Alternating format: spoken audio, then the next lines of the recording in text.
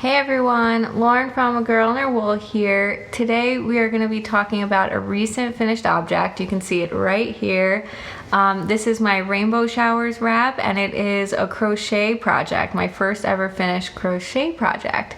If you watched Tuesday's Dye With Me video, it was in the background, so you got a little sneak peek, but we're going to talk all about that project. And yeah, let's just get right into it. So this, again, I participated, well, not participated, but I watched a trunk show that my local yarn shop, A Knit Sheep, had. They did a virtual trunk show with Manos del Uruguay, and this was one of the kits that they had, kind of. I kind of piecemealed it together, but this is Manos del Uruguay. As always, I don't know where the tag is. So this is the Fino base. It's a single ply merino base. And it's a fingering weight, and it is so soft. I had quite an adventure with it. So the pattern is Rainbow Showers, and again, it was a kit. I think that they had one of their in-house designers design it. So it was a kit to use their mini skein set, and so the virtual trunk show had kit set up with two different mini skein sets, and so this was one of them that has the pink, green, purple, blue, and white, and it was called the Henrietta mini skein set, and I assume that that's a regular mini skein set with Manos. And they had it paired with a dark mini skein set, which I wasn't a huge fan of. I didn't want to have that dark and light contrast, which maybe would have worked if I alternated, but I wasn't feeling it. But I was really excited about this pastel mini skein set, so I ended up, like I said, piecemealing it. So I just bought two of the mini skein sets together versus buying the kit. So you can see I progressed from the pink to the green to the purple to the blue, and then you see me go back in reverse order. So that's the way I did it. I used the two mini skein sets, and then I made a symmetrical shawl so that when you're wearing it, the colors would line up like that. However, it will fall. So that was one thing that I did. I also decided, as you can see, to stripe the white in as a separator between the different colors. And the reason why I did that was when I was winding up the minis, I didn't necessarily want a white block, and I also thought that it would be nice to separate them instead of having it as color blocks. And I love how it came out. I think I could have gotten away with doing another stripe, but I actually think it's good how it is. A nice thin stripe, it's not too thick, and it worked out. And I've talked about this project on vlogs and my project recap videos. Once a month I do project recap videos, and this was really the first crochet project that I've done. I have a scrap blanket that I started that I've done a little bit of, but not too much, and it didn't have to have a defined shape. And so when I started this, I did a vlog, and it was kind of coming in like with a pretty small angle instead of having a right corner.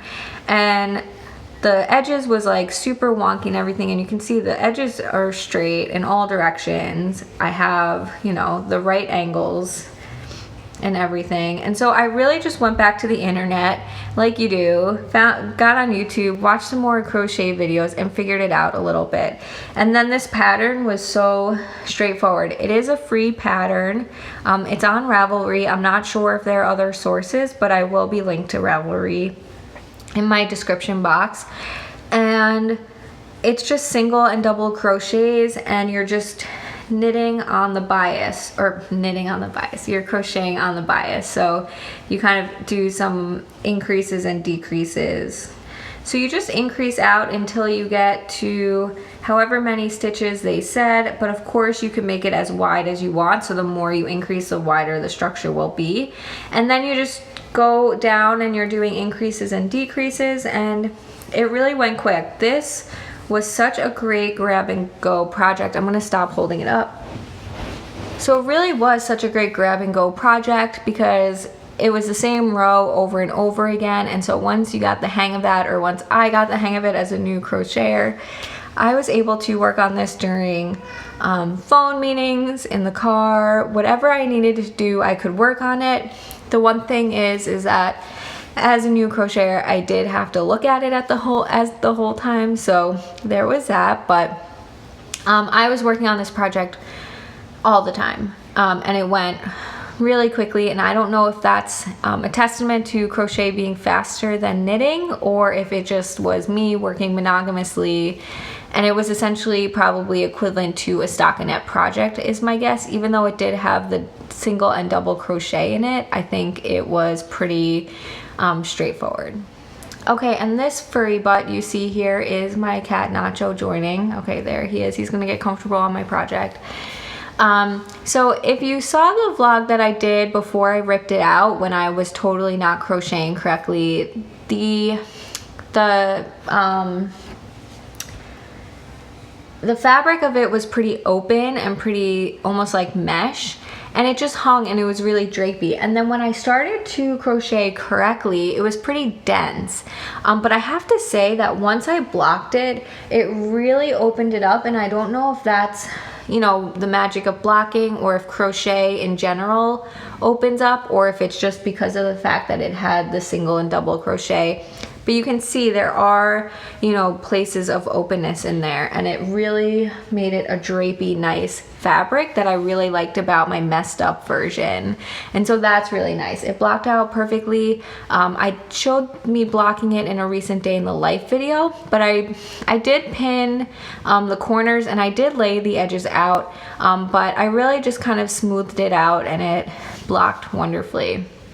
So I'm really excited about the yarn, the pattern, and trying crochet. I have been in not like a complete knitting rut, but I'm not quite as addicted to it as I was in the past. And I think a lot of that has to do with, you know, starting this business, and that takes up a lot of the free time that I would have had with knitting. And so knitting time is less frequent, and so it's hard to get into grooves with projects sometimes. And I think this was just like a great palette cleanser. Let's learn a new craft, try something completely different, and then come back to the knitting when we come back to it. I don't see myself switching to crochet. I do prefer the look of knitting to the look of crochet, but I think for a wrap, this looks really nice, and I'm excited to have it for the fall. Like I said, it opened up, so it's pretty light.